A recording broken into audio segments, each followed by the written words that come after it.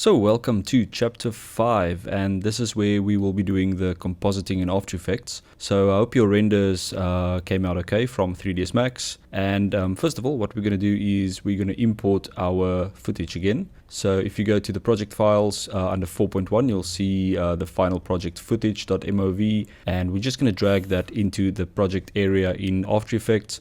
And then we're going to drag that into a new composition. So we've got our footage on the timeline. Okay, next we're going to import our render. So what we're going to do, we're going to double click in this project area. So just double click there. And then we're going to browse to the render. So I saved mine under renders 01. And then you should see all your render files. And if everything went smoothly, you should have 200 PNG files. Okay, so what we're going to do is make sure you go all the way up to the first file, render 1, and just select it. Just click on it once. And then here at the bottom, make sure that your PNG sequence is ticked. And that will actually tell After Effects that it's a part of a sequence, and it will automatically load all the PNG files. Okay, then you click on open at the bottom, and that will load your render as an image sequence. Now, just something before we start, something very importantly, if I just highlight my footage.mov, here at the top it will show you that it was recorded at 25 frames per second.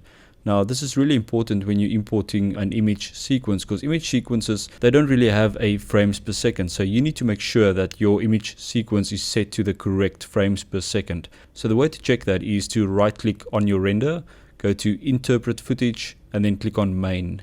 Then in this window, make sure that this frames per second here is the same as your footage. So because our footage was recorded at 25, make sure this is 25 as well.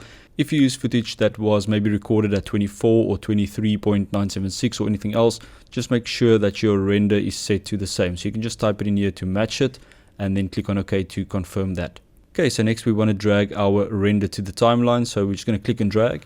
And make sure you put it above the footage layer, and you'll see that you'll have your render in your scene. Okay, so I'm just going to do a quick RAM preview. So obviously if you play this back, it's going to play back very slowly because it's actually loading those PNG files. And the way to kind of render this timeline is you can either use this button here at the top where it says preview and RAM preview, or the shortcut on your keyboard is just the 0 on the numpad. Okay, so the RAM preview has completed, and as you can see, it's looking pretty cool. There's a few frames there at the end where it looks like the helicopter is actually stopping in mid-air, and hopefully you did a better job in 3ds Max for that animation. I think I did a bit of a curve at the end, so it looks like it's stopping, but it's fine. We can actually still use the most of this shot, like everything up to around here is actually perfectly fine. So play through it, and you can see we've got some nice motion blur on those rotors.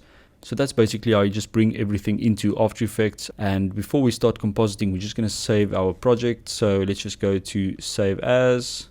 And I'm just going to create a folder here and call it Comp for compositing. And let's just call this Final Project. And I'm going to give it a version number as well. So I'm just going to put _1 and click Save. Cool. So I'll see you guys in the next video.